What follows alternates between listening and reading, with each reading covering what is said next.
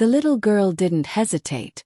She reached out, grabbed the Alpha's hand, and whispered a sentence that froze him in place. "Sir, you look exactly like my mom's drawing." Before he could ask what she meant, a woman came running through the forest. Panic in her eyes, fear in her voice, screaming a name that made the child's fingers tighten around his. The Alpha's world tilted.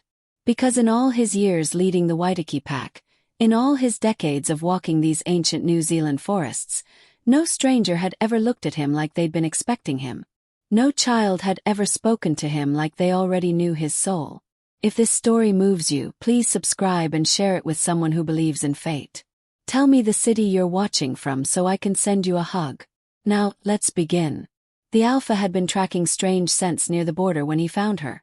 A small girl, alone, barefoot in the moss-covered clearing, clutching a wooden pendant shaped like a crescent moon, like it was the last piece of her world. She couldn't have been more than 6 years old, with dark curls falling around a face too calm for a child lost in the wilderness. The Waitaki territory wasn't meant for humans, especially not at dusk when the shadows grew teeth and the old spirits whispered through the kahikatea trees. Yet here she stood, her small bare feet planted in the damp earth. Her eyes fixed on him with an intensity that made his wolf stir uneasily beneath his skin. She looked up at him without fear, her gaze steady and knowing, like she already knew him. Like she'd been waiting. The Alpha crouched down slowly, keeping his movements careful and measured. He'd learned long ago that children could sense predators, could smell danger even when it wore a human face. But this child didn't flinch. She didn't step back. Instead, she tilted her head, studying him with those dark, bottomless eyes, and then she smiled. It was a small, secret smile, the kind that held mysteries too big for such a little face. "Hello, sir," she said softly, her voice barely louder than the evening wind rustling through the native bush. The Alpha's breath caught. Her accent was local, her words shaped by the same valleys and rivers that had shaped his own speech centuries ago. She wasn't a tourist's child, lost on some ill-advised hiking trail. She belonged to this land, or at least her people did. "Are you lost, little one?" he asked, his voice gentler than he'd used in years. The girl shook her head, curls bouncing. "No, sir. I was looking for you." The words hit him like a physical blow. Looking for him. That was impossible. No one outside his pack knew these hunting grounds. No human should even be able to find this clearing. It was protected by old magic, by boundaries that turned strangers around and sent them back the way they came. The Alpha's senses sharpened, cataloging everything about her. She smelled of pine soap and fear. Not fear of him, but fear for something else, something she carried inside her like a wound. Her clothes were simple but well-made, the kind careful mothers sewed by hand. The pendant around her neck was carved from native wood, probably rimu or totara, its surface worn smooth by many hands. "What's your name?" he asked, trying to keep his tone light, unthreatening. "Aroha," she answered, and the name resonated in his chest like an old song. Roha, love. Course that was her name. Behind her, the forest stretched deep and dark, the canopy thick with ancient podocarps and tree ferns that had stood since before his ancestors first walked these lands. Somewhere in that darkness, he could hear the distant rush of the Waitaki River, that wild, glacier-fed torrent that marked the northern boundary of his territory. And somewhere else, still too far away to see but close enough to smell, someone was running. Someone was afraid. Someone was coming for this child with desperation that made the air itself taste sharp and metallic. The Alpha stood slowly, his full height making the child look even smaller. He was tall even for his kind, broad-shouldered and scarred from decades of protecting his pack. His dark hair, streaked with silver at the temples, was pulled back from a face that humans often described as severe, all hard angles and watchful eyes. He wore simple clothes, dark jeans, a worn jacket, but he moved with the fluid grace of something that wasn't entirely human, something that remembered what it was like to run on 4 legs beneath a full moon. "Aroha," he said carefully, "where are your parents? Where did you come from?" The girl's smile faltered for the first time. She looked down at the pendant in her hands, her small fingers tracing its curves. "Mama is coming," she whispered. "She's scared. But I told her. I told her I had to find you. I had to see if it was real." The Alpha's wolf was fully alert now, every instinct screaming that something significant was happening, something that would change everything. "See if what was real, little one?" he asked, but he already suspected he didn't want to know the answer. Then she said it. Those words that would echo in his mind for weeks, months, years to come. "My mom drew you. She told me if I ever see you, I should hold your hand." The air itself seemed to pause. The evening birdsong fell silent. Even the wind held its breath. The Alpha stared at the child, his mind racing through possibilities and finding none that made sense. Drawings, prophecies, visions. His people had stories about such things.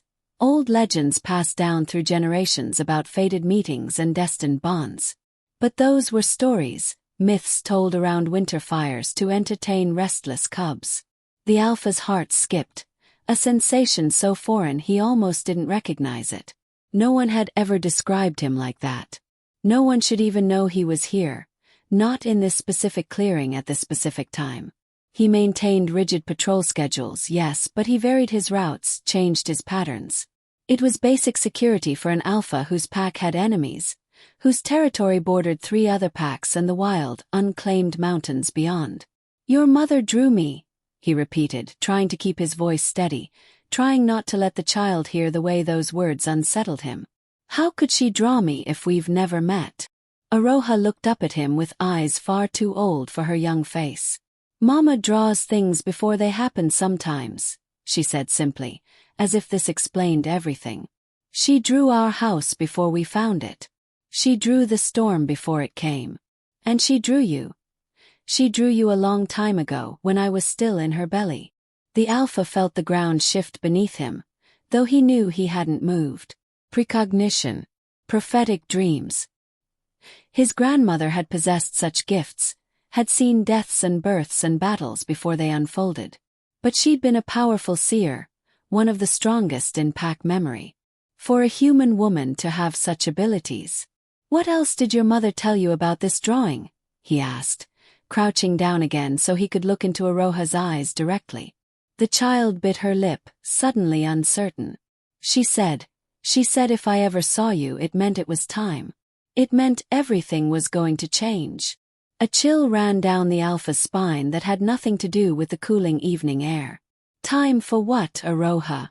But the girl just shook her head, her small hand reaching out to touch his, her fingers impossibly tiny against his scarred palm. "She'll tell you," she whispered. "Mama will explain everything. She promised she would if this day ever came." The Alpha's mind was spinning, trying to piece together a puzzle from fragments that didn't seem to fit. A human woman who could see the future. A child who spoke of fate with the certainty of ancient prophecy. A drawing that supposedly captured his likeness before they'd ever met. It was impossible. It was insane. And yet, standing here in this hidden clearing with this strange, calm child, he couldn't shake the feeling that something profound was unfolding, something that had been set in motion long before this moment. He compared himself to the unseen drawing in his mind, trying to imagine what details a seer might capture. Would she have drawn his scars? The one that cut through his left eyebrow, earned in a challenge fight 30 years ago. The one across his knuckles from a rogue attack. Would she have drawn the silver in his hair, the weight in his eyes, the way he held himself like a man who'd carried too much responsibility for too long? Or would it be something deeper, something that went beyond physical appearance, the essence of what he was, the soul of the Alpha beneath the skin? "When did your mother draw this picture, Aroha?" he asked gently. The girl scrunched up her face, thinking. I think I was 3. Or maybe 4. Mama keeps it in her special box with the other important drawings. 3 or 4 years ago. This child was 6 now, maybe 7. Which meant this woman had been seeing him in her visions for years, drawing him, telling her daughter about him, preparing for this meeting. The implications made his head spin. If she truly had prophetic abilities, if she'd truly seen this moment coming, then what else had she seen? What else was coming that required such careful preparation? The Alpha's wolf was torn between curiosity and caution, between the pull of something that felt like destiny and the wariness of a predator who'd survived by trusting nothing without proof. He'd been Alpha of the Waitaki pack for 67 years, had led his people through wars and plagues and the slow erosion of the old ways as the modern world encroached on their territories. He'd learned to question everything, to verify every claim, to protect his pack from threats both obvious and hidden. But this child, there was something about her that bypassed all his careful defenses. Something in her eyes that spoke of truth, of innocence, of a story so much bigger than either of them could fully comprehend. "Aroha," he said slowly, "I need you to tell me exactly what your mother said. What did she tell you would happen when you met me?" The girl's grip on his hand tightened. "She said you would protect us," she whispered, and for the first time, he heard fear creep into her voice. "She said when the bad men come, when everything falls apart, you would keep us safe. She said you were the only one who could." Branches snapped in the distance, the sound sharp and violent in the quiet clearing. The Alpha's head whipped toward the sound, his body automatically shifting into a protective stance, placing himself between Aroha and whatever was coming. His senses exploded outward, cataloging every detail. Footsteps, just one person, running hard and desperate, breath ragged with exertion and panic. Human. Female. And carrying a scent that made something deep inside him recognize her before he'd even seen her face. A woman burst from the trees, sprinting like the world was ending, like every second mattered, like she was racing against death itself. She was perhaps 30, with long dark hair wild around her face, her clothes torn from branches and thorns, her feet bare and bleeding. Her eyes, those eyes that must have passed their darkness to her daughter, swept the clearing, found Aroha standing with the Alpha, and went wide with a complex mixture of relief and terror and something else, something that looked almost like recognition. She shouted the girl's name, voice breaking, eyes filled with something deeper than fear. "Aroha! No, baby, no, you weren't supposed to." The words tumbled out in a rush, panicked and breathless. The Alpha stepped forward instinctively, shielding the child with his body, his stance protective but not aggressive. He could smell the woman's fear now, sharp and acrid, but beneath it was something else, hope, desperation, recognition. She wasn't afraid of him, he realized. She was afraid of what her daughter might have said, afraid of revealing secrets too soon, afraid of changing the future she'd seen in whatever prophetic dreams haunted her nights. "Mama!" Aroha called out, her voice bright and unconcerned. "Mama, I found him. It's really him, just like your drawing." The woman stumbled to a halt about 20 feet away, her chest heaving, her hands clasped together like she was praying or trying to hold herself together. Up close, the Alpha could see she was beautiful in a fierce, untamed way. High cheekbones, full lips, skin that spoke of both Maori and Pakeha heritage. But more than her physical beauty, there was a power to her, an intensity that radiated from her like heat. This was a woman who'd seen things, suffered things, survived things that would have broken lesser souls.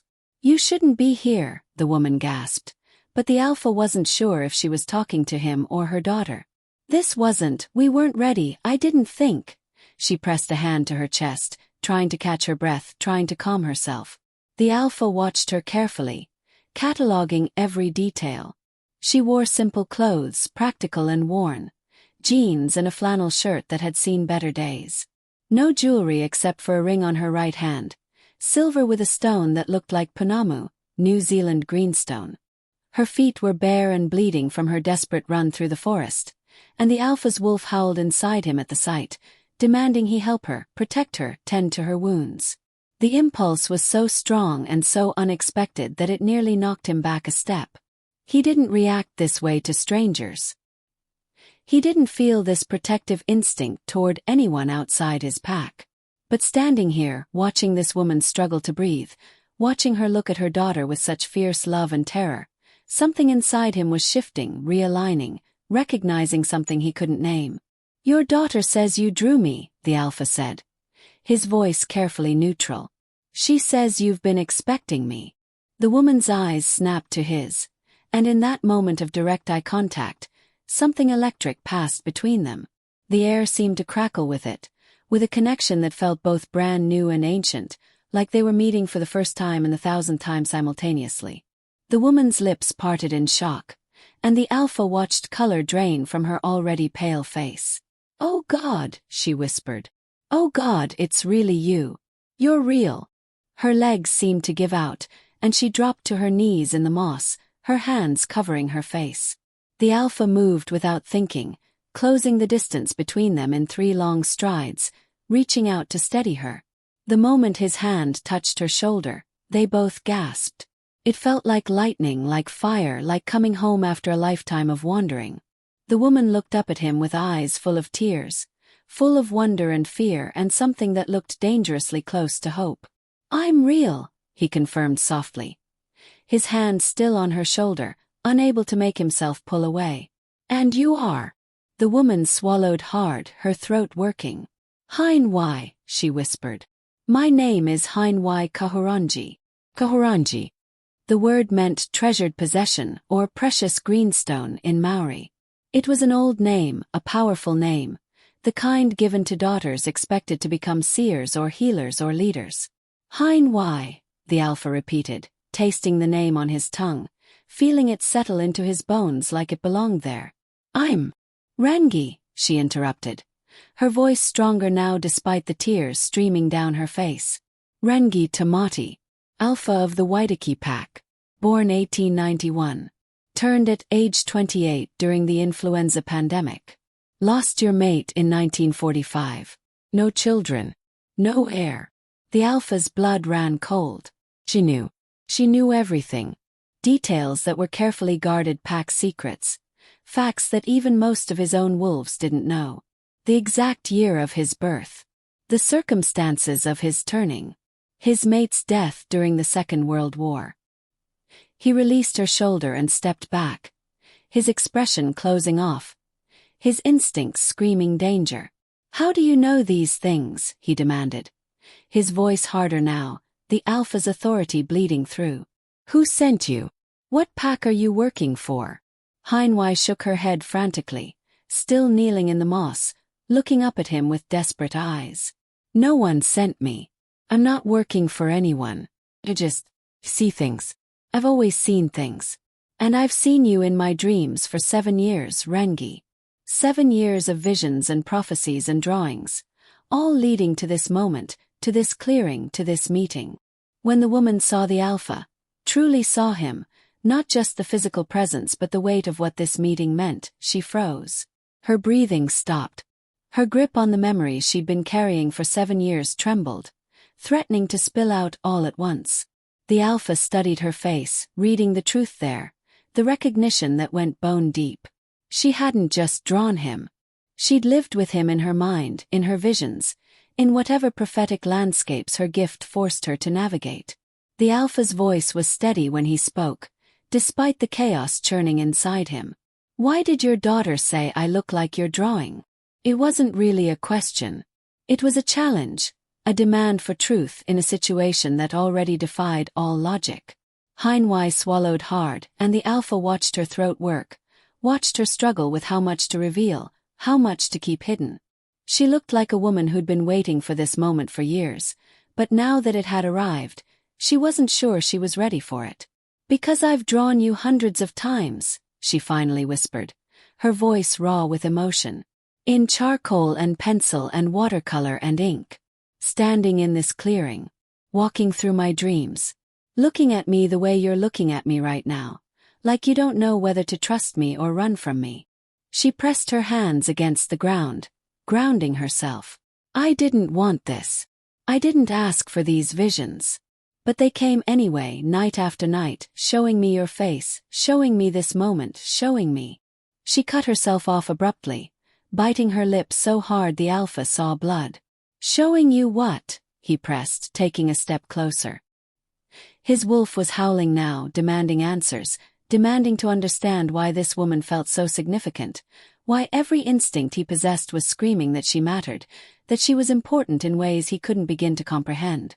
"What else did you see, Hein Y?" The woman closed her eyes, tears spilling down her cheeks. Everything, she breathed. I saw everything. The attack that's coming. The choice you'll have to make. The price we'll both pay. And I saw. Her voice broke completely. I saw why fate brought us together. Aroha had been quiet through this exchange, watching her mother with a wisdom that seemed impossible for such a young child. Now she moved closer to Heinwei, wrapping her small arms around her mother's shoulders.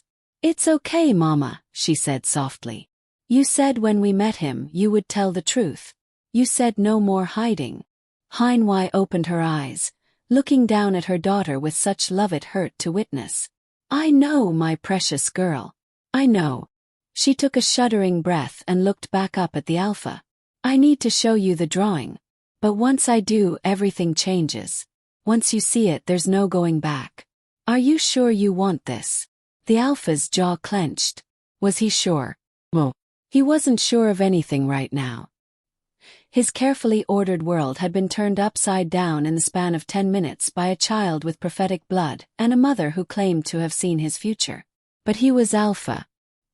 He'd spent nearly a century and a half making hard choices, facing difficult truths, protecting his pack from threats both mundane and supernatural.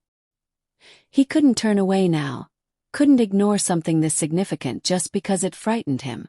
Show me, he commanded, his voice leaving no room for argument. Heinwei nodded slowly. She reached into her jacket with trembling hands and pulled out a folded piece of paper, worn soft from years of handling, protected in a plastic sleeve. The Alpha could smell the age on it, the years of being carried close to her heart. She held it out to him, her hand shaking so badly the paper rustled. The Alpha took it carefully, aware that he was holding something precious, something that had shaped this woman's life for years. He unfolded it slowly, his enhanced vision picking out every detail even in the fading evening light. And then he saw it and his world stopped. The drawing was done in charcoal, the lines confident despite the obvious emotion behind them. It showed him, unmistakably him, down to the scar through his eyebrow, the silver in his hair, the way he held his shoulders, standing in what looked like this exact clearing. But he wasn't alone.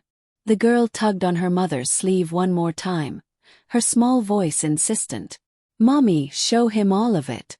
Show him the other part. Heinwei's face went white. Aroha, please. You have to, Mama. That's why we came. That's why we ran from Timaru.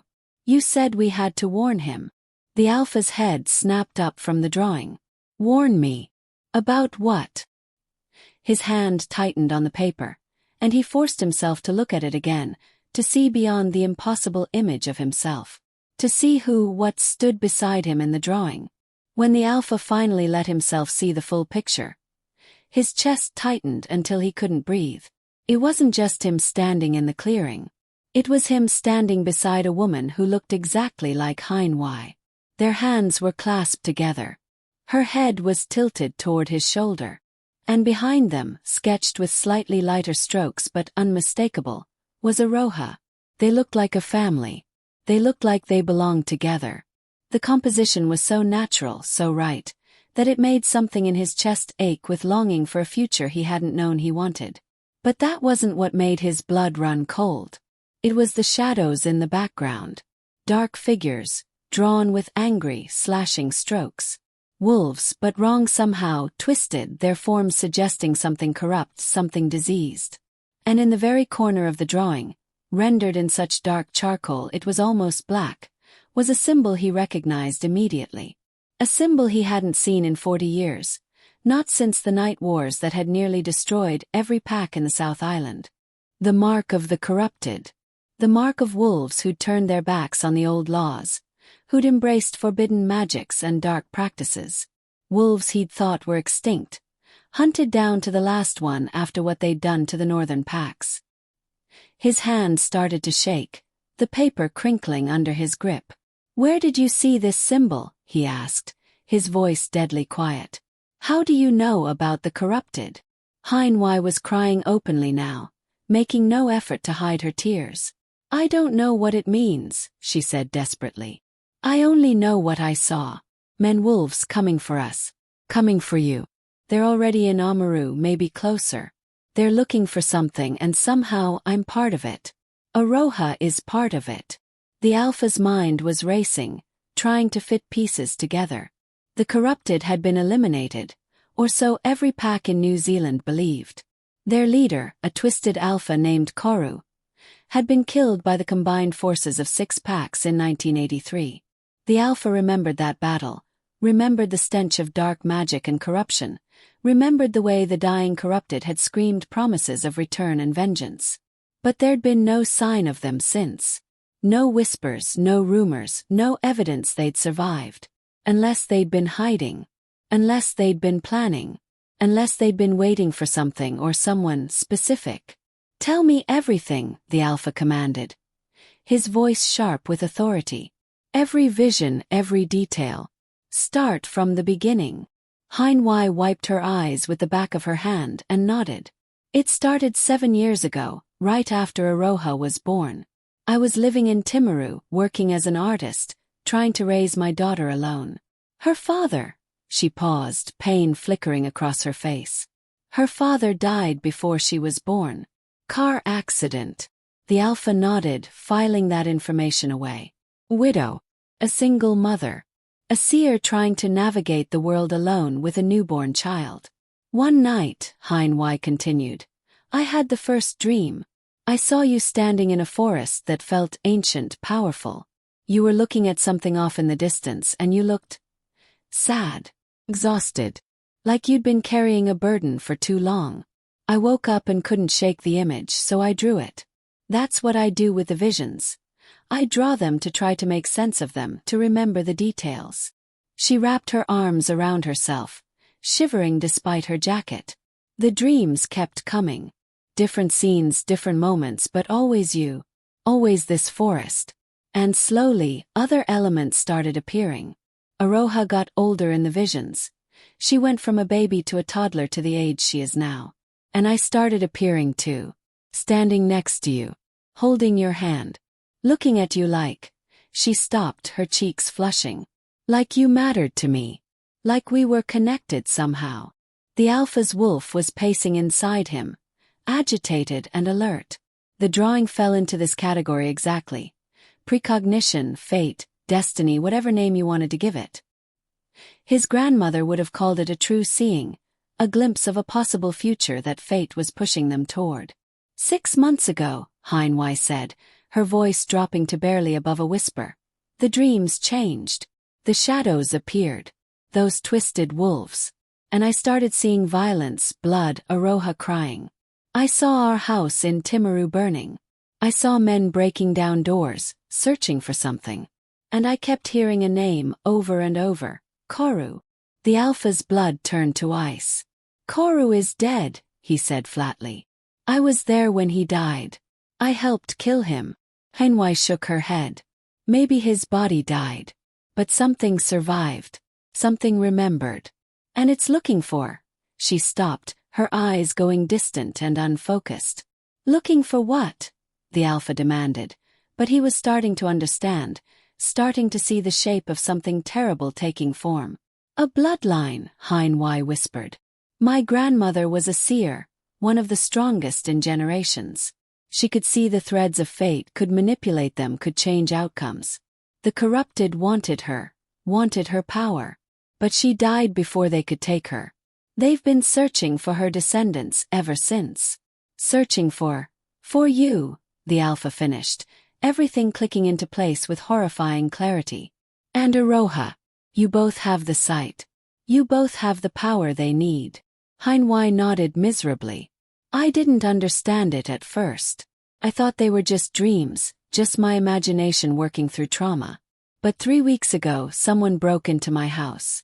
I wasn't there. Aroha and I were at my sister's place in Waimate. When we came back, everything was torn apart. They'd taken my journals, my drawings, everything that might tell them where we'd go. That's when I knew the visions were real. That's when I knew we had to run. The Alpha looked down at the drawing again, at the image of himself standing with this woman and her daughter, at the shadows lurking in the background. It was a prophecy and a warning, a promise and a threat. "Why come to me?" he asked. "Why not go to the police or flee to the North Island or—" "Because you're the only one who can stop them," Heinwei interrupted, her voice fierce now, determined. "I saw it. In the final vision, the one I had the night before we ran. I saw you standing between us and those shadows. I saw you fighting them. And I saw—" She paused, her expression becoming strange, almost awed. "I saw you win. But only if we're together. Only if we face this as one." The Alpha stared at her, processing the impossible choice fate was laying before him. Accept this woman and her child into his life, into his pack, into his very heart based on nothing but prophetic dreams and a drawing. Risk everything he'd built, everyone he protected, on the word of a stranger. Or send them away, let them face whatever was coming alone, and live with the weight of that choice forever. The drawing seemed to grow heavier in his hands, as if the paper itself was trying to tell him something. In the charcoal rendering he looked happy. The woman, Heinwei, looked safe. The child looked loved. It was a future he hadn't known existed, a possibility he'd given up on decades ago after his mate died. Could it be real? Could fate really be offering him a second chance, even as it brought danger crashing down around them? "There's more, isn't there?" he said quietly, looking from the drawing to Heinwei's face. "Something you're not telling me." Heinwei bit her lip, then nodded slowly. "In the drawing you're holding, we're standing together. But I drew another one. A different version. One where you reject us, send us away." She pulled out another folded paper, this one smaller, more crumpled, like she'd carried it with more reluctance. "In that version we don't survive the week." The Alpha took the second drawing, unfolded it with hands that weren't quite steady. This one was rougher, sketched quickly like she couldn't bear to spend time on it. It showed Heinwei and Aroha running through darkness, pursued by those same twisted shadows. And in the corner, barely visible, was him, standing alone in the clearing, his back turned, walking away. The drawing made his stomach turn. "This is what happens if I refuse?" he asked. Heinwei nodded. "I've seen both futures. I've lived them both in my dreams. I know which one I'm begging for. But I can't force you, Rangi. I can only tell you the truth and hope you believe me." Before the Alpha could respond, before he could process the impossible weight of what he'd just been shown, a howl ripped through the forest. It was wrong, all wrong. Not the clear, pure song of a healthy wolf calling to its pack, but something corrupted, tainted, like a scream stretched into animal form. The moment shattered like glass. The evening peace of the clearing fractured into sharp edges of danger and fear. The Alpha's head snapped toward the sound, every muscle in his body tensing. His wolf surging forward with a snarl. "They found us," Heinwei whispered, her face draining of all color. "Oh God, they found us faster than I thought they would." She scrambled to her feet, grabbing Aroha and pulling the girl close. "Rangi, please."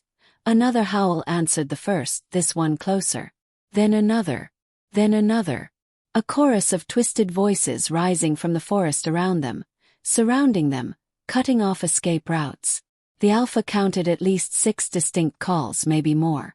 Too many for him to fight alone, especially if they were what he feared they were. If the corrupted truly had returned. The Alpha moved without thinking, positioning himself between Heinwei and Aroha and the direction of the howls. His body was already beginning to shift. His wolf demanding to be let out, to protect, to fight. "How far are we from your territory line?" Heinwei asked desperately, and the Alpha was grimly impressed that she knew to ask. If they could make it to Pack lands, he could call for help, could bring the full force of the Waitaki Pack down on these intruders. 2 miles, he said shortly. Through rough terrain. "Can you run?" Heinwei looked down at her bare, bleeding feet, then back up at him with grim determination. "I'll run through hell if I have to." The Alpha felt something warm expand in his chest at her courage. She was terrified. He could smell her fear sharp and clear on the evening air, but she wasn't breaking, wasn't giving up. She was a mother protecting her child, and that made her more dangerous than any trained warrior. "Stay close to me," he commanded. Don't fall behind. If I tell you to run, you run and don't look back. Understand? But even as he spoke, shapes were emerging from the tree-line. Wolves, but wrong, just like in the drawing. Their forms flickered at the edges, like they couldn't quite hold themselves together. Their eyes glowed with an unnatural red light. And their scent made the Alpha's wolf howl with rage and revulsion. It was the smell of corruption, of forbidden magic, of wolves who'd sacrificed their humanity and their honor for dark power.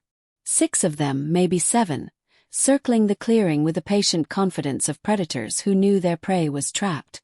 One of them, larger than the others and with a coat so black it seemed to absorb the fading light, stepped forward. The Alpha watched as it shifted, bones cracking and reforming, until a man stood in the wolf's place. He was tall and heavily muscled, with scars that spoke of many battles and eyes that held no trace of sanity or mercy. When he smiled, his teeth were still pointed, still wolf-sharp. "Alpha Rangi," the man said, his voice rasping like gravel. "We've heard so much about you. The great protector of Waidaki. The honorable one. The fool who helped destroy our master." The Alpha didn't respond, didn't give this creature the satisfaction of his anger. He simply stood his ground, his body a living shield between the corrupted and the woman and child behind him. "I am Kahu," the man continued, seeming unbothered by the Alpha's silence. "First lieutenant to Lord Koru. Or I was before you and your pack tore him apart." His smile widened, showing too many teeth. "Did you really think killing his body would be enough? Did you really think we would just disappear?" "I had hoped," the Alpha said coolly, his voice carrying the weight of command that came from over a century of leadership. "But I'm not surprised. Corruption has a way of clinging to life like a parasite." Kahu's smile faltered slightly. Brave words for someone who's outnumbered and protecting human pets. The seer and her brat, yes. The last of the Kahurangi line. Lord Koru will be most pleased when we deliver them. Heinwai made a small sound of fear behind him, and the Alpha felt her hand clutch at his jacket. He reached back without looking, his fingers finding hers, squeezing once, a promise, a reassurance. "You'll have to go through me first," he said quietly. Kahu laughed, and the sound was echoed by the wolves surrounding them. "That's what we're counting on, old wolf. Killing you will send a message to every pack in New Zealand. The corrupted have returned. And this time we're not going to lose." The Alpha's mind was racing, calculating odds and strategies. 7 against 1, maybe more hidden in the forest. He could fight, could probably take down 3 or 4 before they overwhelmed him. But that would leave Heinwai and Aroha exposed, vulnerable. He needed time, needed to get them to safety, needed to contact his pack. His hand moved slowly toward the phone in his pocket, but Kahu's eyes tracked the movement like a hawk. "No calling for help, Alpha. My brothers have been jamming signals for the last hour. You're alone out here. Completely alone." The Alpha's jaw clenched. Of course they'd planned for that. The corrupted might be twisted and mad, but they weren't stupid. They'd been planning this ambush carefully, waiting for exactly the right moment. Waiting for him to be isolated, vulnerable. Waiting for Heinwai to lead them straight to him. "How long have you been following her?" he asked, keeping his voice conversational even as his wolf calculated attack angles and weak points. Kahu's grin widened. "Since she left Timaru. We let her run, let her think she was escaping. But she was leading us exactly where we wanted to go, to you." The Alpha felt Heinwai stiffen behind him, heard her sharp intake of breath. She'd thought she was protecting them by coming to him. Instead, she'd walked them all into a trap. But the Alpha didn't blame her. How could he? She'd done what any mother would do, followed the only hope she had. And now it was his responsibility to get them out of this alive. "What does Koru want with them?" he asked, still buying time, still searching for an opening. "Why now, after 40 years? Kahu's expression grew serious, almost reverent. "Lord Koru has been rebuilding. His spirit survived, preserved by the same dark magics that gave us our power. But a spirit needs an anchor, a vessel. And not just any vessel, it needs power of its own, needs to be able to contain and channel his greatness. A seer's blood is perfect, pure, untainted by the wolf curse. His red eyes fixed on Aroha with hunger that made the Alpha's wolf snarl. The child is young enough to mold, strong enough to survive the transformation. She'll make a perfect host. The Alpha's blood ran cold. They wanted to use Aroha as a vessel for Koru's spirit. To corrupt an innocent child, to pour a dead monster into her body and soul. Over his dead body. Actually, yes, probably over his dead body, which was exactly what Kahu was planning. And the mother? He asked, though he already knew the answer. Kahu shrugged. Useful for now.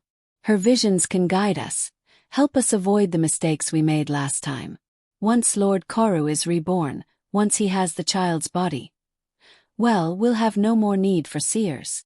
Heinwei's hand tightened on the Alpha's jacket, and he could feel her shaking now, terror and rage warring in her scent. But her voice, when she spoke, was steady and fierce. You won't touch my daughter. I don't care what prophecies you think you're fulfilling. I don't care what dark magic you've twisted yourself with. You won't have her. Kahu laughed again, that awful scraping sound. Such fire. I can see why the visions brought you to our Alpha here. You'd have made a fine wolf's mate, if you'd been born to our world. What a waste. The words hung in the air like smoke, and the Alpha felt something shift inside him. The corrupted lieutenant had called Heinwei his mate, and his wolf hadn't rejected the term. Hadn't snarled at the presumption. Instead, it had settled, satisfied, like something true had finally been spoken aloud. The realization hit him like a physical blow. The drawings, the visions, the instant connection he'd felt when he touched her. It wasn't just prophecy. It was biology. The mate bond he'd thought he'd never feel again after losing his first mate 78 years ago. The universe had sent him a second mate, and he'd had her for less than an hour before the corrupted came to take her away. The unfairness of it, the cruelty, ignited something primal in his chest. His wolf surged forward with a roar that was half human, half beast, and entirely furious. She is mine, he heard himself say. His voice dropping into registers that shouldn't have been possible for a human throat. The child is mine to protect, and you will not touch what is mine. The declaration seemed to ripple through the clearing like a shockwave. The corrupted wolves shifted uneasily, their red eyes flickering. Even Kahu took a half-step back, his cocky grin faltering. Because the Alpha hadn't just stated a fact. He'd invoked the oldest law, the most sacred bond. He'd claimed them. And even the corrupted, twisted and corrupted as they were, still remembered that law, still felt its power in their bones. To attack a claimed mate was to invite the wrath of every pack, every wolf, every creature that honored the old ways. It was a declaration of war that no individual wolf, no matter how powerful, could win. You dare! Kahu breathed, his face twisting with fury. You dare claim them. You've known her for what, an hour? You haven't even marked her. The Alpha's smile was all teeth. I know what fate has given me. I know what my wolf recognizes. And I know that if you want them, you'll have to kill me first. And even then, my pack will hunt you to the ends of the earth. Every wolf in Waitaki will spend their last breath ensuring you suffer for touching my mate and my child. It was a bluff partially. He hadn't actually completed the mate bond with Heinwei. That would require her consent, a formal marking, time they didn't have. But the claim itself held power. And more importantly, it changed the game. The corrupted had come here expecting to find an Alpha protecting strangers, protecting humans out of a sense of duty. They hadn't expected to find an Alpha defending his mate bond. Kahu's face worked through several expressions. Fury, calculation, uncertainty. The Alpha could see him weighing options, considering whether the prize was worth the cost. Behind him, his pack mates were shifting nervously, their corrupted forms flickering more violently. They didn't like this. They didn't want to face an Alpha defending his mate. You're lying, Kahu finally said, but there was doubt in his voice. It's a trick. The Alpha didn't respond with words. Instead, he reached back and pulled Heinwei forward, positioning her beside him rather than behind him. His arm went around her waist, pulling her against his side, and he let his scent wash over her, marking her in the way wolves had marked their mates for millennia. Heinwei gasped at the contact, her body fitting against his like it had been made to be there. And when she looked up at him, her dark eyes wide with shock and understanding and something that might have been hope, the Alpha saw her acceptance. Saw her choose him, choose this bond, choose to trust the fate that had brought them together. I accept your claim, she whispered, the formal words of the mate bond falling from her lips like she'd always known them. I accept your protection. I accept your mark. And just like that, it was real. The mate bond snapped into place between them like a rubber band pulled too tight and finally released. The Alpha felt it in his chest, in his wolf, in every cell of his body. The knowledge that this woman was his, that her life was tied to his, that he would die before he let harm come to her or her child. The corrupted wolves howled in fury, the sound scraping across the Alpha's nerves like claws on stone. Kahu's face contorted with rage. You've just made this personal, old wolf, he snarled. Lord Koru will make you watch as we take them. We'll make you suffer as we corrupt the child. We'll make you. But he never finished the sentence. Because in that moment of distraction, of fury overwhelming strategy, he'd made a critical mistake. He'd forgotten the most important rule of facing an alpha wolf. Never, ever give him time to prepare.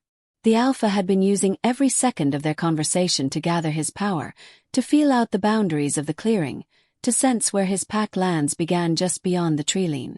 And now, with the mate bond blazing in his chest and his wolf fully unleashed, he had all the strength he needed. He threw his head back and howled, not the corrupted scream of the enemy, but the clear, pure call of an Alpha summoning his pack. The sound echoed through the forest, through the valleys, across the rivers and mountains that made up Waitaki territory. And it carried a message older than words. Come. Need you. My mate needs you. Come now. The response was immediate. Howls answered him from every direction. His pack, his family, his warriors hearing their Alpha's call and racing to answer it. The corrupted wolves' confidence crumbled. Suddenly they weren't facing one old wolf protecting strangers. They were facing an entire pack racing to defend their Alpha's mate bond. Fall back! Kahu screamed at his followers. Fall back now! But the Alpha wasn't about to let them escape that easily.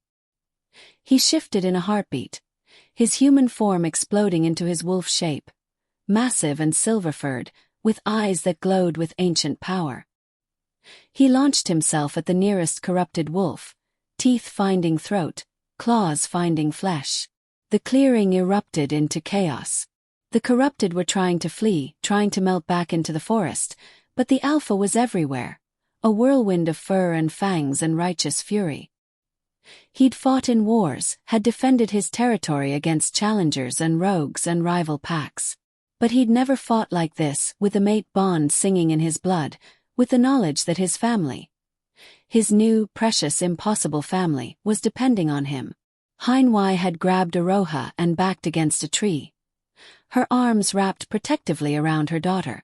The Alpha could hear the child's heartbeat, rapid but steady, could hear Heinwei whispering reassurances even as her own voice shook. It's okay, baby. He's protecting us. The Alpha is protecting us. One of the corrupted broke away from the fight, racing toward Heinwei with red eyes blazing. But before it could reach her, another wolf, this one healthy and pure, with brown fur and the scent of the Waitaki pack, intercepted it. Then another wolf arrived. And another. Within minutes, the clearing was full of the Alpha's pack, dozens of wolves surrounding the handful of corrupted, cutting off their escape. Kahu, seeing the battle was lost, shifted back to human form with his hands raised. This isn't over, he spat, blood running from a gash across his face. Lord Koru will rise again. And when he does, we'll be waiting, the Alpha said coldly, shifting back to human form himself. His clothes were torn. His body was covered in scratches and bites, but he was alive. More importantly, Hein Y and Aroha were alive. "Take them," he ordered his pack. "Take them to the holding cells. Guard them with your lives. And someone call the council. We need to inform the other packs that the corrupted have returned." As his wolves surrounded the captured enemy, as the immediate danger passed, the Alpha turned back to Hein Y. She was still pressed against the tree, still holding Aroha, her eyes wide with shock and awe and lingering fear.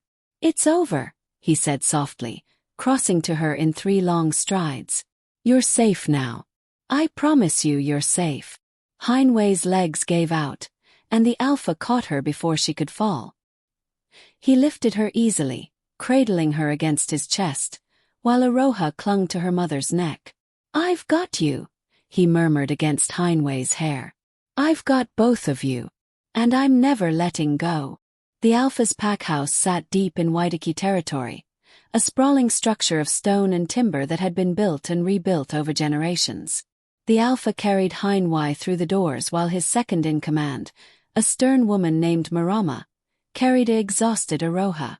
The rest of the pack parted before them, their eyes curious but respectful, sensing the mate bond that now connected their Alpha to this strange human woman. In the Alpha's private quarters, rooms he hadn't shared with anyone since his first mate died, he laid Hein Y gently on the couch. A healer was already waiting, a kind-faced elder named Hemi who'd been tending the pack's wounds for 60 years. "Let me see your feet," Hemi said softly, and Hein Y winced as he began cleaning the cuts and scrapes from her desperate run through the forest. Aroha was curled up beside her mother, finally allowing herself to close her eyes, to let go of the fear she'd been holding. The Alpha stood by the window, watching the sunset paint the mountains in shades of orange and gold, trying to process everything that had happened in the space of a few hours. He'd left his house this evening expecting a routine patrol. He was returning with a mate and a child, with enemies he'd thought were extinct, with prophecies and drawings and a future he hadn't known existed. "Tell me why you drew me," he said finally, turning back to Hein Y. His voice was gentle now, the command softened by exhaustion and wonder. "Tell me everything. No more secrets. No more half-truths. If we're going to face what's coming, I need to know all of it." Hein Y met his eyes, and the Alpha saw the exact moment she decided to trust him completely, to lay herself bare, to show him everything she'd been carrying alone for 7 years. "I told you the dreams started after Aroha was born," she began, her voice quiet but steady. "But I didn't tell you why." She glanced down at her daughter, checking that she was truly asleep, then continued. "My grandmother, the seer the corrupted wanted, she left me something before she died. A journal filled with prophecies and visions. Most of them had already come true. Wars, natural disasters, the deaths of distant relatives. But there was one entry that she'd marked as incomplete, as uncertain. It was about her bloodline. About a child who would be born with the sight stronger than any seer in generations." The Alpha moved closer, drawn by her words, by the story unfolding. "Aroha," he guessed, and Hein Y nodded. "My grandmother saw her before I was even born. Saw a little girl with dark curls and eyes that could see the threads of fate. But she also saw danger. Saw darkness hunting our family line. Saw the choice that would determine whether Aroha lived or died." Hein Wei's hands were shaking now, and the Alpha sat down beside her, taking her hand in his. The touch sent warmth through both of them, the mate bond humming with approval. "What choice?" he asked softly. Hein Y took a deep breath. "The choice to trust fate. To follow the visions even when they seemed impossible. To find the wolf who would protect us." She pulled her hand free gently and reached into her pocket, withdrawing a small, worn journal. "This is my grandmother's last entry. The one that changed everything." She opened it to a marked page and handed it to the Alpha. His eyes scanned the faded handwriting and his breath caught. The entry was dated 1957, 13 years before Hein Y was even born. and it described, in meticulous detail, everything that had happened today. The clearing, the meeting, the child taking his hand, the drawing, even the attack by the corrupted. But more than that, it described him. Not just his appearance but his character, his honor, his strength, his loneliness, his desperate, unspoken wish for a second chance at the mate bond he'd lost. She saw all of this, the Alpha breathed, unable to tear his eyes from the page. Saw us meeting, saw the bond. She saw everything, Heinwei confirmed. She saw that you were the only one who could save us. The only one strong enough to stand against the corrupted. The only one willing to claim a human mate for a second time. The Alpha's head snapped up. How did she know about my first mate? That information was closely guarded, known only to his inner circle. Heinwei smiled sadly. Because she knew her. Your first mate, Aroha. Yes, I named my daughter after her. She was my grandmother's cousin. They were friends before she met you, before she was turned. Before she chose to become your mate and leave the human world behind. The Alpha felt like the ground had disappeared beneath him. That's impossible. Your grandmother never, we never. She kept her distance, Heinwei said gently. She knew that the packs had to keep their secrets, that humans who knew too much were dangerous. But she watched over Aroha from afar. And when Aroha died in 1945, when the tuberculosis finally took her despite her wolf healing, my grandmother was the one who performed the funeral rites. The human rites. For the human family who never understood why their daughter had disappeared into the forest and never come home. The Alpha's eyes burned, and he realized with shock that he was crying. After 78 years, after decades of holding that grief locked away where no one could see it, tears were finally falling. I never knew, he whispered. I never knew she had family who cared, who remembered her. Heinwei reached up and wiped his tears away, her touch gentle and sure. My grandmother wanted you to know. She wrote letters, tried to reach out. But she understood when you never responded. She understood that an Alpha couldn't afford to grieve where his pack could see. That showing weakness would invite challenges, would put everyone at risk. She took a shuddering breath. But before she died, she made me promise. Made me swear that if I ever had a daughter with the sight, if the visions ever came true, I would find you. I would trust you. I would give you a chance at the happiness Aroha's death stole from you. The Alpha stared at her, processing this impossible gift fate had given him. A second chance with the descendant of his first mate's family. A woman who understood his past, who knew his grief, who'd been prepared for him by prophecy and promise. Your grandmother planned this, he said slowly. Planned all of this. The visions. The drawing. Bringing us together. Heinwei nodded. She told me that fate works best when given a little help. That prophecies only come true when people have the courage to make them real. The Alpha looked down at the journal in his hands, at the faded words written decades before he'd ever met this remarkable woman. And he understood finally what it all meant. Why the drawings had been so accurate. Why Heinwei had trusted him so completely, so quickly. Why Aroha, named for his first mate, had taken his hand without fear. It wasn't just random chance or blind prophecy. It was love. Love reaching across generations, across death itself, to give him a second chance. To bring him the family he'd stopped believing he could have. I don't deserve this, he whispered, his voice breaking. I don't deserve you, or Aroha, or any of this. Heinwei's hand found his cheek, turning his face toward hers. Maybe not, she said with a small smile. But fate doesn't care about deserve. It only cares about right. And we are right together, Rangi. The visions showed me that. The bond proves it. And my heart. She pressed his hand against her chest, letting him feel her heartbeat. My heart has known you were mine since the first dream, 7 years ago. The Alpha leaned forward, resting his forehead against hers, letting the mate bond sing between them.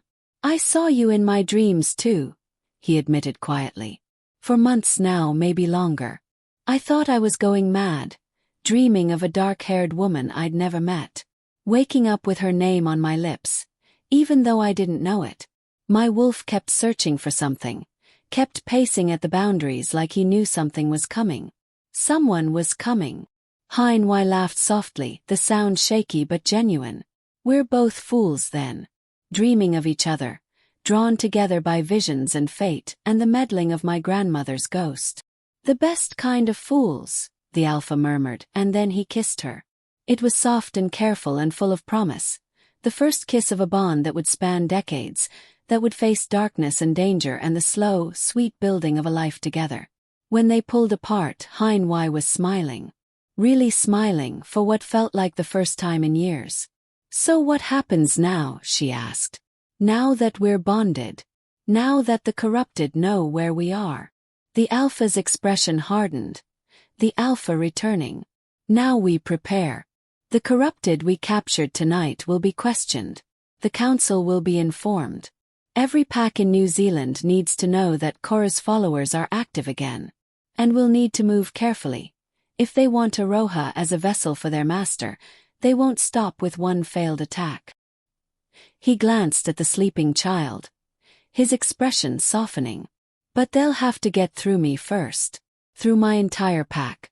And I promise you, Heinwei, I will spend every breath I have keeping you both safe. Heinwei nodded, her hand finding his and squeezing tight. The visions showed me we win, she said quietly. They showed me Aroha growing up safe, learning to control her sight, becoming stronger than any seer before her. They showed me us years from now, standing together exactly like in that first drawing. He paused. But they also showed me the cost. Showed me what we'll have to sacrifice, what we'll have to face. It won't be easy, Rangi. The Alpha smiled grimly. Nothing worth having ever is. He stood, pulling her gently to her feet. Come. You both need real rest, real food. Tomorrow we'll start planning our defense. But tonight you're safe. Tonight you can finally stop running. As he led her deeper into the pack house, as members of his pack nodded respectfully to their Alpha's new mate, Heinwei felt something she hadn't felt in 7 years of running and hiding and dreaming of this impossible man. She felt hope. Felt like maybe, just maybe, fate had been right to bring them together. Felt like the prophecies her grandmother had died protecting might actually come true. Behind them, Marama carried Aroha to a room that had been hastily prepared, laying the child down in a bed that smelled of clean sheets and safety. The girl murmured in her sleep, reaching for her mother, and Heinwei was there immediately, settling beside her daughter, stroking her hair. I found him, baby, she whispered, even though Aroha couldn't hear. Just like you said. Just like the drawing. He's real and he's ours and we're finally safe. The Alpha stood in the doorway, watching them, and felt his wolf settle for the first time in decades. This was right. This was meant to be. And he would tear apart anyone who tried to take it from him. 3 days passed in careful preparation. The Alpha interrogated the captured corrupted wolves, extracting information piece by brutal piece. Kahu remained defiant, but the others, weaker-willed, terrified of what their Alpha would do to them, broke and revealed critical details. Korra's spirit had indeed survived, preserved in a ritual so dark and twisted that even the corrupted spoke of it in whispers. He'd been waiting, gathering strength, slowly rebuilding his followers from wolves who'd been cast out of their packs, from lone wolves who'd turned bitter and twisted. And he'd been searching for the perfect vessel, a child young enough to mold but powerful enough to contain him. Aroha fit that description perfectly. Her bloodline, combined with her age and her natural gifts, made her the ideal host.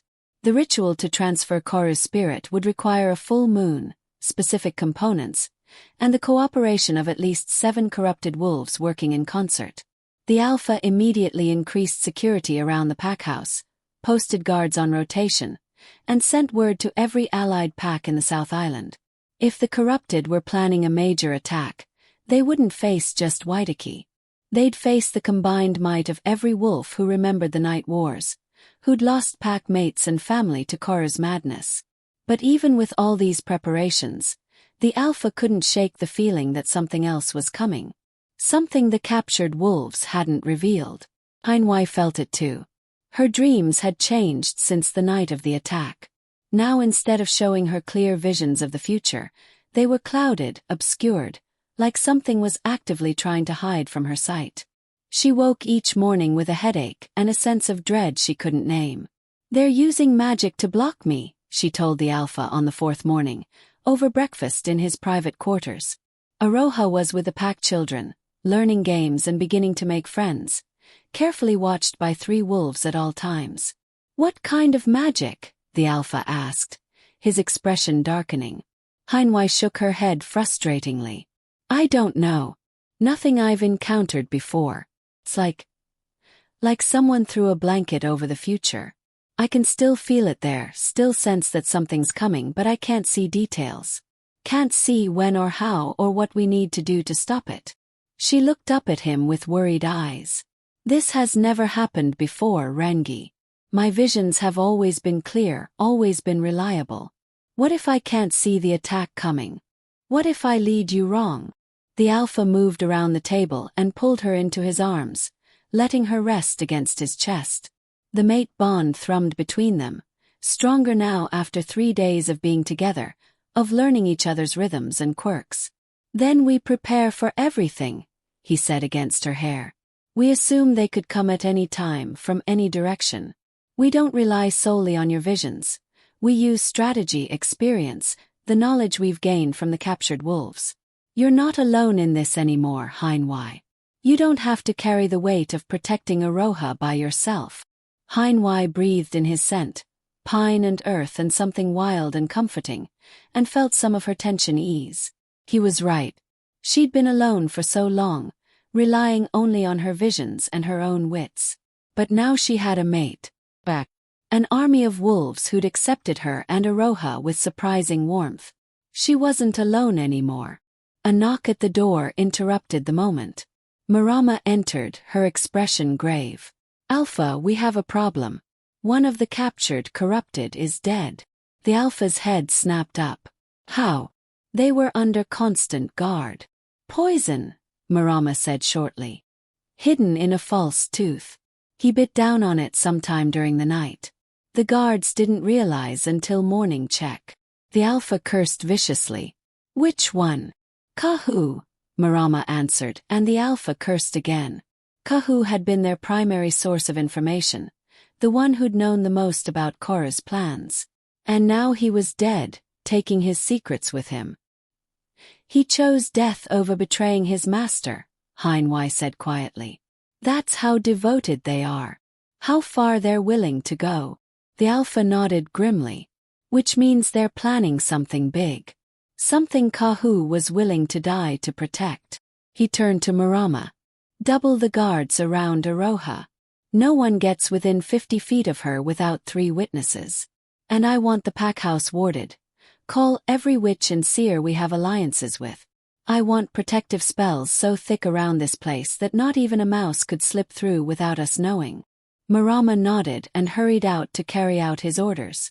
The Alpha turned back to Heinwei, his expression deadly serious. "We're running out of time," he said. "I can feel it. Whatever they're planning, it's coming soon. Maybe days. Maybe hours." Heinwei nodded, having felt the same urgency building in her chest. "The full moon is in 5 days," she said. "That's when they'll need to perform the ritual. That's when they'll come for her." The Alpha's jaw clenched. "Then we have 5 days to prepare. 5 days to make this place into a fortress. 5 days to gather every advantage we can." He took her hand, his grip firm and reassuring. "And when they come, Heinwei, we'll be ready." The full moon rose over Waitaki territory on the 5th night, huge and silver and impossibly bright. The Alpha stood on the roof of the packhouse, watching the forest with eyes that could see in perfect darkness. Around him his pack was ready, warriors positioned at every entrance, sentries in the trees, patrols running the perimeter, magical wards shimmering invisible in the moonlight, laid down by every friendly witch in 3 territories. If the corrupted came tonight, they'd face the most prepared defense the Waitaki pack had ever mounted. Inside the packhouse, in the most secure room they had, Heinwei sat with Aroha. The child had been unusually quiet all day, her young face drawn and worried. "Mama," she said softly, "I had a dream last night." Heinway's heart clenched. "What did you see, baby?" Aroha's eyes were unfocused, looking at something beyond the physical room. "I saw the bad wolves. Lots of them. More than before. And I saw," she paused, biting her lip, "I saw someone helping them. Someone we trust." The words sent ice down Heinway's spine. "Someone we trust. Who, Aroha? Who did you see?" But the girl just shook her head, her eyes filling with tears. "I couldn't see their face. It was all blurry like in your dreams now. But I know they're going to try to hurt you, Mama. Going to try to take me away." Heinway pulled her daughter close, holding her tight. "No one is going to take you anywhere," she said fiercely. "The Alpha won't let them. I won't let them. You're safe here, I promise." But even as she spoke the words, she felt doubt. A traitor inside the pack. Seemed impossible. The Waitaki wolves had been nothing but welcoming, nothing but protective. They'd accepted the mate bond between her and their Alpha without question. Had treated Aroha like she was pack already. Could one of them really be working with the corrupted? Before she could voice her concerns, alarms started blaring throughout the pack house. The wards had been breached. The Alpha's howl rose into the night, a call to arms, a warning. They were here. Heinway grabbed Aroha and moved to the far corner of the room, positioning herself between her daughter and the door. She could hear shouting outside, the sounds of battle beginning. Wolves howling, magic crackling, the clash of supernatural forces meeting in violent conflict. The door to their room burst open, and Heinway nearly screamed before recognizing Marama. "Time to move," the female wolf said urgently. "The main building has been compromised. We're falling back to the secondary location." Heinway didn't question, just grabbed Aroha and followed Marama into the corridor. All around them the pack house was chaos. Wolves were shifting, fighting off corrupted who'd somehow broken through the first lines of defense. The magical wards were flickering, failing under sustained assault. How did they get through? Heinway gasped as they ran. "We had every protection possible." Marama's face was grim. "Someone sabotaged the wards from the inside. Broke the keystones. The Alpha was right. We have a traitor." They rounded a corner and nearly ran straight into a group of corrupted wolves. Marama shifted instantly, her brown fur bristling as she placed herself between them and Heinway and Aroha. The fight was brutal and quick. Marama was a skilled warrior, but she was outnumbered. She took down two of the corrupted before a third caught her from behind, jaws closing on her neck. "Run!" Marama managed to gasp before her throat was torn out. Heinway didn't hesitate. She grabbed Aroha and ran, tears streaming down her face, Marama's sacrifice buying them precious seconds. They burst out of the pack house into chaos. The forest around them was full of fighting wolves, Waitaki defenders battling against dozens of corrupted attackers. There were far more than the Alpha had anticipated, far more than intelligence had suggested. Koru must have been gathering followers for years, hiding them, preparing for this exact moment.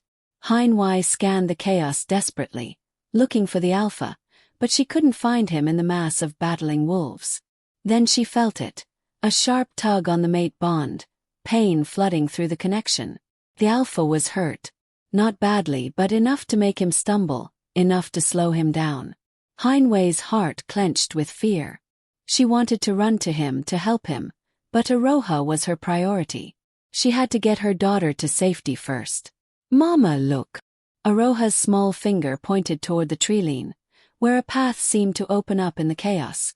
No fighting wolves, no corrupted, just darkness and the promise of escape. Seemed too convenient, too perfect. But what choice did they have? Heinway ran toward the treeline, Aroha clutched tight against her chest. She could feel her daughter's heartbeat racing, could hear her muffled sobs against her shoulder. "It's okay, baby," she gasped, even though nothing was okay. "We're going to be okay." They plunged into the forest, and immediately Heinway knew something was wrong. The sounds of battle faded too quickly. The air felt different, charged with magic, heavy with intention. This wasn't escape. This was a trap. She tried to turn back, but vines erupted from the forest floor, wrapping around her ankles, pulling her down. Aroha screamed as they both crashed to the ground. Hainwai fought against the vines, trying to pull them away, but they were unnaturally strong, pulsing with dark magic. "Looking for these?" a familiar voice said from the shadows. A figure stepped into view, and Hainwei's heart shattered. It was Hemi, the kind-faced healer who'd tended to her wounds. The elder who'd welcomed them into the pack with warm smiles and gentle hands.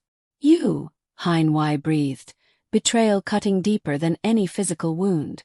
"How could you?" Hemi's expression was apologetic but determined. "Lord Koru saved my life once, decades ago. When the packs hunted the corrupted, when they killed everyone I loved. He hid me, gave me a new identity, let me build a life inside enemy territory. I owed him everything. And now, finally, I can repay that debt."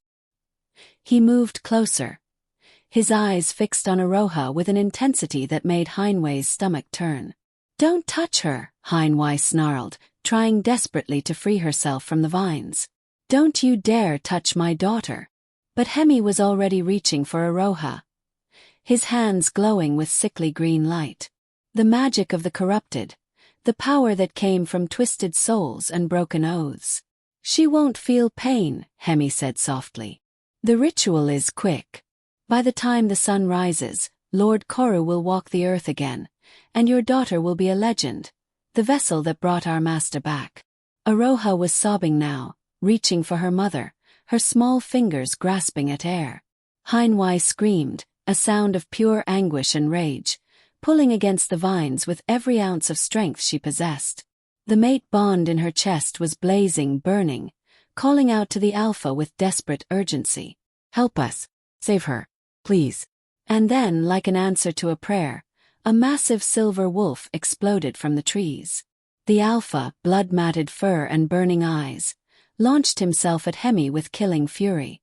The old healer barely had time to raise a magical shield before the Alpha's claws tore through it like paper. They crashed together in a tangle of fur and magic and violence. Hemi shifted into his wolf form, a scarred, twisted thing that reeked of corruption, but he was no match for an enraged Alpha protecting his mate and child. Within seconds, the Alpha had him pinned, jaws at his throat. "Please," Hemi gasped, shifting back to human form, blood running from dozens of wounds. "Please, Alpha. I had no choice. He would have killed me." "You had a choice," the Alpha snarled, his voice barely human. "You chose wrong." And then his jaws closed, and Hemi's pleading ended in a wet gurgle. The vines around Hainwei and Aroha dissolved the moment Hemi died, his magic unraveling. Hainwei grabbed her daughter and scrambled backward, holding Aroha close, checking her frantically for injuries. "Are you hurt? Baby, are you hurt?" Aroha shook her head, still sobbing, clinging to her mother.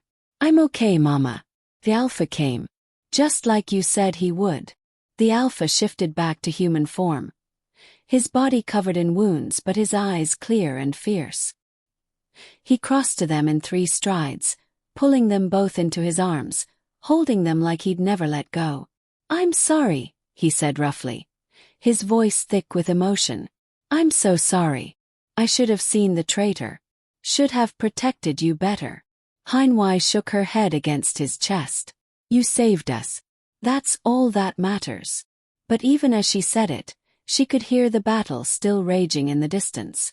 They weren't safe yet. The Alpha heard it too. "Come," he said, helping Hainwei to her feet while keeping one arm around Aroha. "We need to get back to the pack house. The corrupted are falling back now that Hemi is dead. He was coordinating their attack, sabotaging our defenses. Without him, they're disorganized." They ran through the forest together, the Alpha leading them by a different route, avoiding the areas where fighting still echoed. By the time they reached the pack house, the battle was over. Waitaki wolves stood among the bodies of corrupted attackers, bloodied but victorious. The cost had been high. Heinwei could see fallen pack members being carried inside, could hear the morning howls beginning. Marama's body was being tended to with careful reverence, a warrior who'd given her life protecting the Alpha's mate. The Alpha's face was stone as he surveyed the damage, but Heinwei could feel his grief and guilt through the mate bond. He blamed himself for every loss, for not anticipating the betrayal, for not preventing the attack. "This isn't your fault," she said softly, her hand finding his. "You couldn't have known." "I should have," he replied, his voice hollow. "I'm Alpha. It's my responsibility to keep the pack safe. And I failed them." Aroha tugged on his pant leg, her small face serious. "You didn't fail," she said with the certainty only a child could possess. "You won. The bad wolves ran away. And Mama and I are safe. That's what matters most, right?" The Alpha looked down at her, and something in his expression softened. He crouched down to her level, cupping her small face in his large, scarred hand. "Right," he said quietly. "That's what matters most." Dawn broke over Waitaki territory, pale and cold. The Alpha stood in his office, staring at a map covered in marked locations. Every place the corrupted had been sighted. Every territory where they might have bases. Every potential threat that needed to be neutralized. Heinwei entered quietly, carrying 2 cups of tea. Aroha was finally sleeping, exhausted by the trauma of the night before, watched over by guards the Alpha trusted absolutely.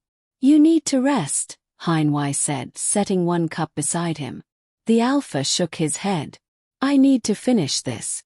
The corrupted are wounded but not destroyed. They'll try again." He looked at her, his eyes haunted. As long as Koru's spirit survives, as long as they believe Aroha can be his vessel, they'll keep coming. Heinwei moved to stand beside him, studying the map. "Then we need to find where they're keeping his spirit. Destroy it permanently." The Alpha nodded slowly. The captured corrupted mentioned a place before Kahu died. The Amaru Caves. Old Maori sacred sites that the corrupted have defiled with their magic. "How far?" Heinwei asked. The Alpha's expression was grim. 2 days' journey. Through dangerous territory. We'd need a strike team, small and fast, capable of handling whatever dark magic they've set up to guard it. He looked at her intently. "And we'd need a seer. Someone who could navigate the magical traps, who could sense where Koru's spirit is hidden." Heinwei met his eyes, understanding what he wasn't saying. "You want me to come with you?" It wasn't a question. "I need you," the Alpha corrected softly. "Not just your sight but you. Your strength. Your courage. Everything you've shown me since we met." He took her hand, his thumb tracing circles on her palm. "But I won't force you. This will be dangerous. The corrupted will have their strongest warriors guarding that place. If you'd rather stay here, stay safe with Aroha." "No," Heinwei interrupted. "If we're going to end this, I need to be there. I need to see Koru's spirit destroyed with my own eyes. Need to know that my daughter is finally safe." The Alpha pulled her close, resting his forehead against hers. "We leave tomorrow night then. That gives us a day to prepare, to gather the strike team, to say goodbye to Aroha." Heinwei's breath hitched at that last part. The thought of leaving her daughter, even for a few days, even with the best guards the pack could provide, made her chest ache. But this was necessary.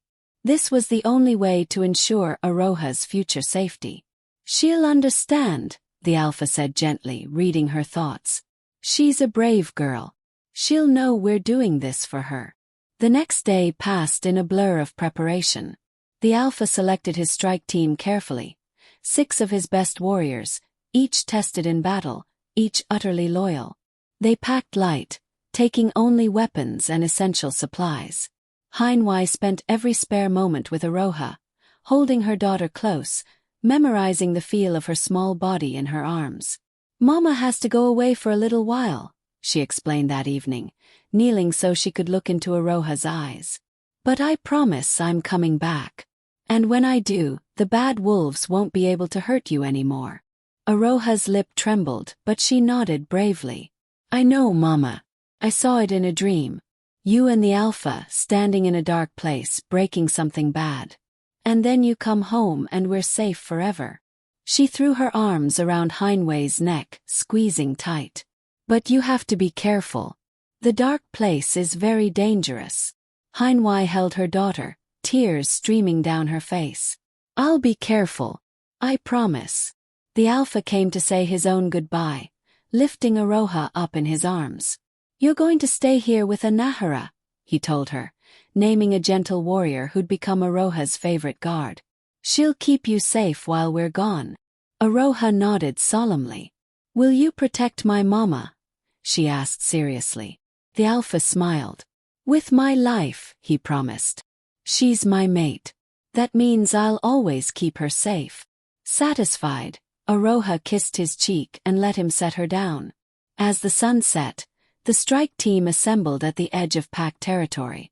The warriors were in wolf form, ready to travel fast and hard through the wilderness. The Alpha shifted last, his massive silver wolf form imposing in the twilight. Heinway had never ridden a wolf before, but the Alpha lowered himself to make it easier, patient as she climbed onto his back. The moment she settled, the moment her arms wrapped around his neck and her legs gripped his sides, the mate bond flared with approval. This was right. This was them, facing danger together, trusting each other completely. The Alpha looked back at her, his intelligent wolf eyes meeting hers, and she nodded. I'm ready, she said. And then they were running, the strike team flowing through the forest like shadows, racing toward the Amaru caves and whatever darkness waited there. 2 nights of hard travel brought them to the caves. The Amaru region was harsh and beautiful, with limestone cliffs rising above the ocean, ancient formations carved by wind and water over millennia. The caves the corrupted had chosen were set into a cliff face, accessible only by a narrow path that would force attackers to come single file. Defensive perfection. The Alpha shifted to human form, studying the approach with a tactical eye. They'll have sentries, he said quietly to his team. Probably magical alarms as well. Heinway, can you sense anything? Heinway closed her eyes, extending her seer's senses toward the caves. Immediately she gasped, pulling back as if burned. There's something wrong with that place, she breathed. The magic is thick, early, like it's coating everything. And underneath it I can feel something watching. Waiting. The Alpha's jaw clenched. Koru's spirit.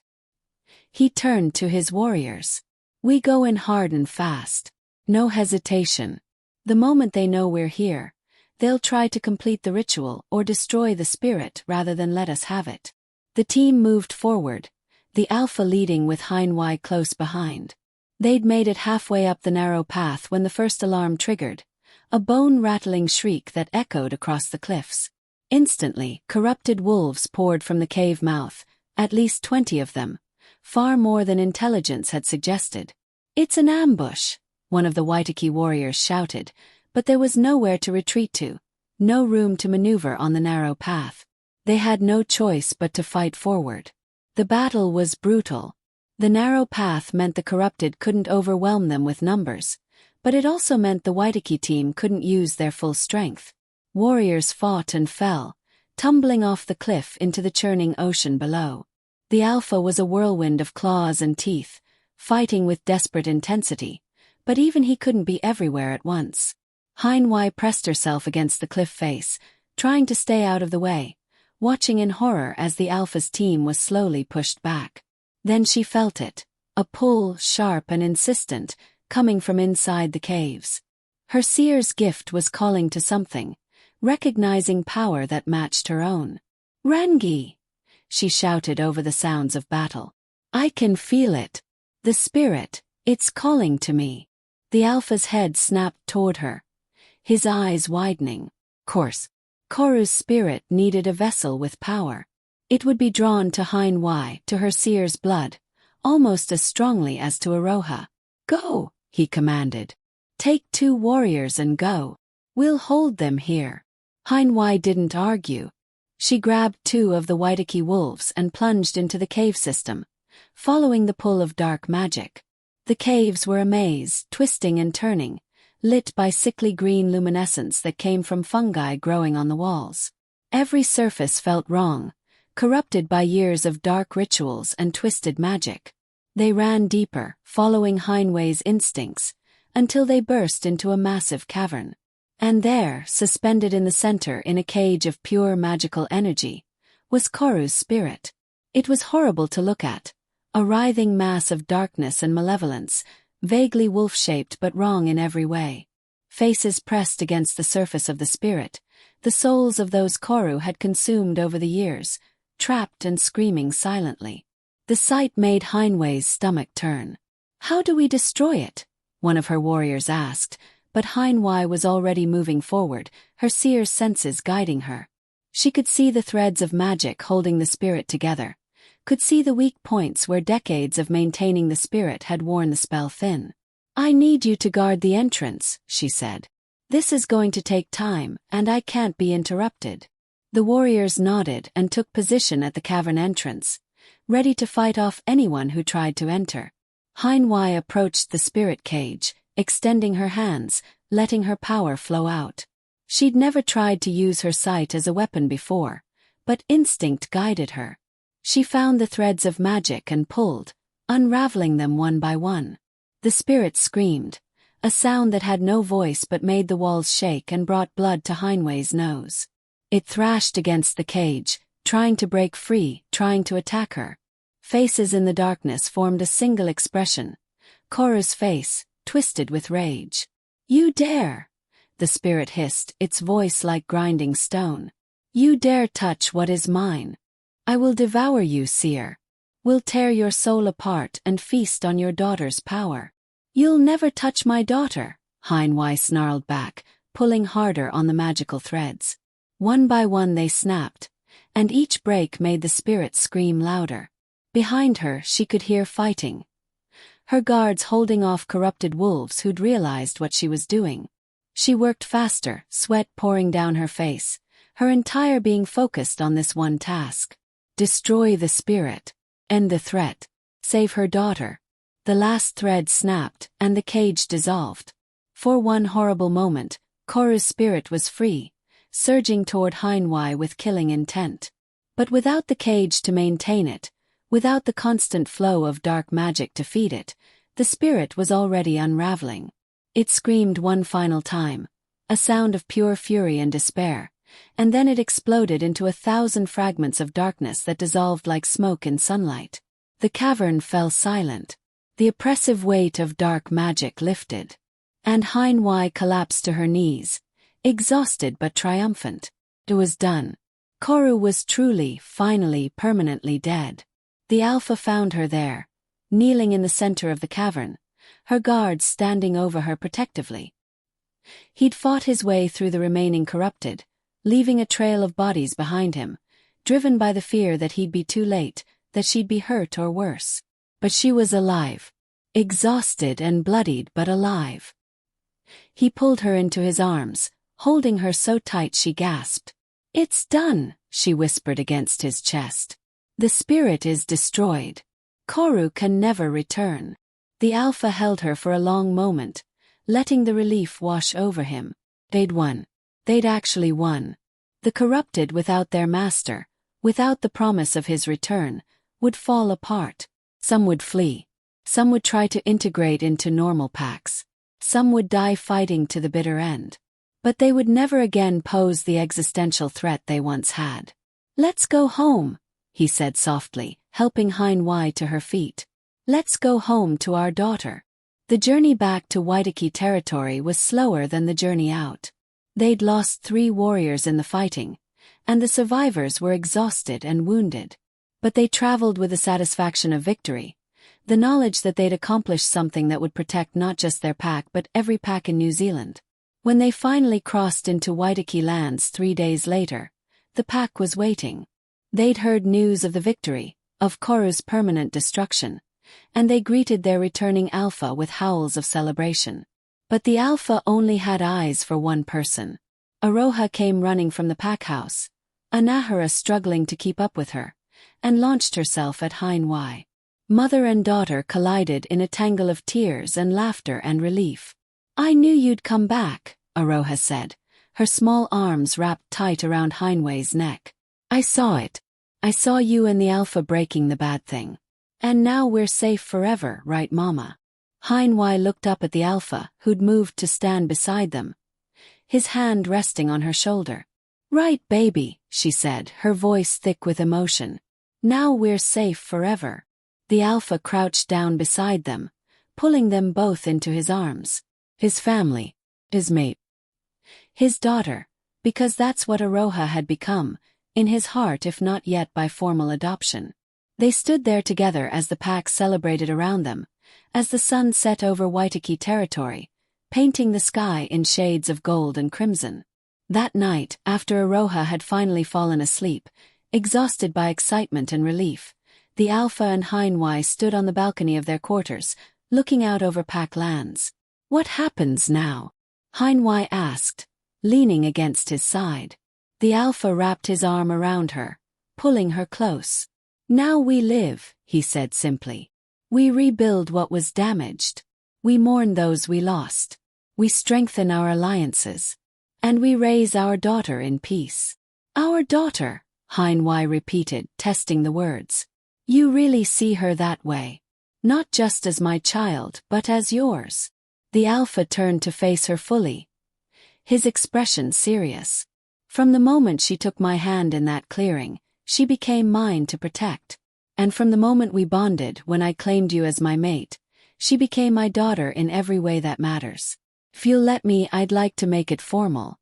Adopt her fully into the pack, into our family." Heinway's eyes filled with tears. Happy tears this time, not the tears of fear and grief she'd shed so often over the past weeks. "She would love that," she whispered. "She already calls you her Alpha. I think she'd be thrilled to call you father too." The Alpha smiled, rare and genuine, and kissed her forehead. "Then that's what we'll do. We'll have a ceremony, make it official. Aroha Kahurangi will become Aroha Tamati, daughter of the Waitaki Alpha, protected by the entire pack." They stood there in comfortable silence, watching the stars emerge in the darkening sky. The mate bond hummed contentedly between them, no longer strained by danger and fear. Just peaceful, content. "But I never thought I'd have this again," the Alpha admitted quietly. "After my first mate died, I thought that part of my life was over. Thought I'd spend the rest of my existence alone, focused solely on pack duties. I'd resigned myself to it." Heinway laced her fingers through his. "My grandmother knew," she said softly. "Knew you needed this. Knew Aroha and I needed you. She set this in motion decades ago, trusting that fate would bring us together at exactly the right moment." She looked up at him, her dark eyes reflecting starlight. "Do you believe in fate now? After everything we've been through?" The Alpha considered the question seriously. "I believe in choices," he said finally. "I believe your grandmother made choices that created possibilities. I believe you made the choice to trust your visions to come find me. And I believe I made the choice to claim you, to protect you, to open my heart again."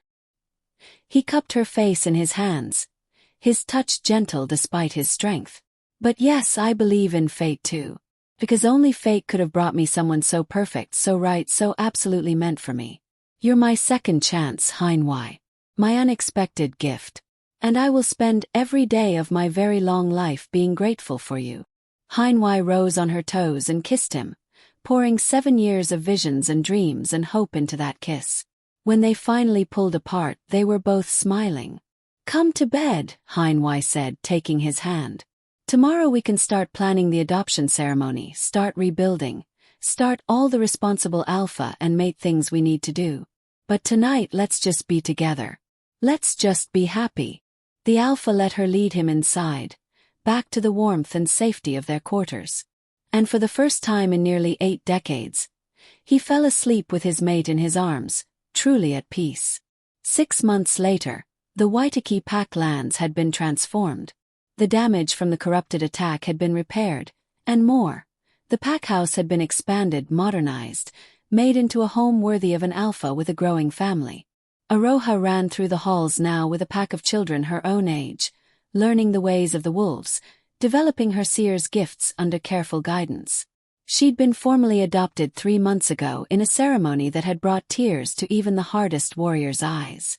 Heinwei stood in her art studio, a space the Alpha had built for her in the West Wing, all windows and light, putting the finishing touches on a new drawing. Not a prophetic vision this time, but a memory. The clearing where it all began, where a little girl had grabbed an Alpha's hand and changed both their lives forever. She'd drawn it from multiple angles, captured every detail, so they'd never forget how it started. "Beautiful," the Alpha said from the doorway, and Heinwei turned to smile at him. He looked different now, still powerful, still commanding, but softer somehow. Happier. The weight he'd carried for so long had eased, shared now with a mate who understood him, who supported him, who loved him completely. "Thank you," she said, setting down her charcoal. "I wanted to capture it perfectly. For Aroha when she's older. So she'll know the story of how we became a family." The Alpha crossed the studio and pulled her into his arms, a gesture that had become as natural as breathing over the past months. "She'll love it," he murmured against her hair. "Just like I love you."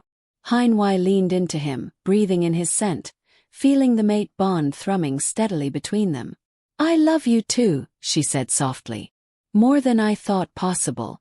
More than my visions ever showed me." A knock at the door interrupted the moment. Aroha burst in, her face bright with excitement. "Papa. Mama. Quick. Anahara says there are visitors at the border." The Alpha and Heinwei exchanged a glance. Visitors were still rare, though not as rare as they used to be.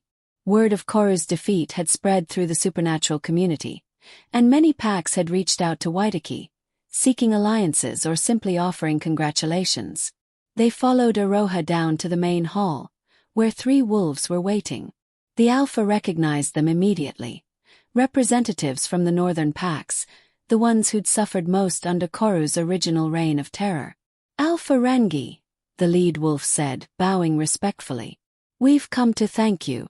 To thank your mate and your pack for what you've done. Koru haunted our nightmares for 40 years. Now, finally, our people can rest easy." The Alpha inclined his head, accepting the gratitude. "We did what needed to be done. What any pack would have done to protect their own." The northern wolf smiled. "Perhaps. But it was your pack that had the courage to finish it. Your mate who destroyed the spirit. Your daughter who—" He paused, his expression becoming strange. "Forgive me, but your daughter, she has the sight, yes?" Heinwei stepped forward protectively, one hand on Aroha's shoulder. "She does. Why do you ask?"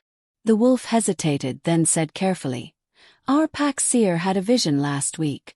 Of your daughter, grown to adulthood, standing at the center of a great gathering of packs. She was speaking, and all the wolves listened. Our seer believes your daughter is destined to bring the packs together in ways we haven't seen in generations." The Alpha felt Heinwei stiffen beside him, felt her automatic fear for their daughter's safety resurface.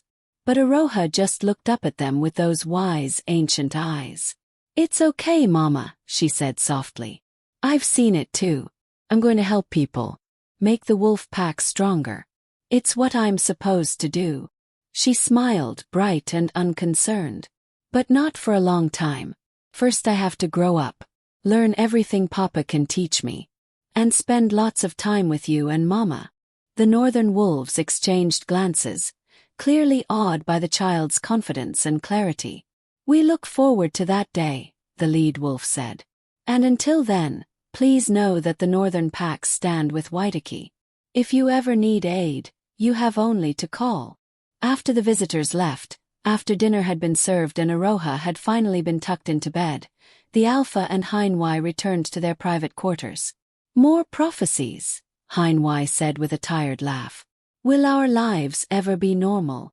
The Alpha pulled her down onto the couch beside him, cradling her against his chest. "What is normal for people like us?" he asked philosophically. "We're a wolf Alpha, a human seer, and a prophetic child. Normal was never in the cards." He kissed the top of her head. But I wouldn't change a thing. This strange, complicated, prophetic life is everything I never knew I wanted. Heinwei tilted her head up to look at him, her expression soft with love. Me neither, she admitted. When I had that first vision of you 7 years ago, I thought it was a burden. Another complication in an already difficult life. But you weren't a burden. You were a gift. She reached up to trace the scar through his eyebrow, the one she'd drawn so many times before ever meeting him. You were the answer to prayers I didn't know I was praying. The safety I didn't believe existed. The love I thought I'd lost forever when Aroha's father died. The Alpha caught her hand, pressing a kiss to her palm. We're both second chances, he said quietly. Both given another opportunity at love, at family, at happiness. Your grandmother knew what she was doing when she set this in motion. She usually did, Heinwei agreed with a sad smile. I wish she could have met you. Could have seen that her prophecies came true. The Alpha was quiet for a moment, then said, I think she knows. Somewhere, somehow. I think she's watching over us, satisfied with how it all worked out. They sat in comfortable silence, the mate bond wrapping around them like a warm blanket. Outside, the Waitaki pack was settling in for the night, secure in their territory, safe under their Alpha's protection. In her room down the hall, Aroha slept peacefully, dreaming not of danger or prophecy but of simple, happy things.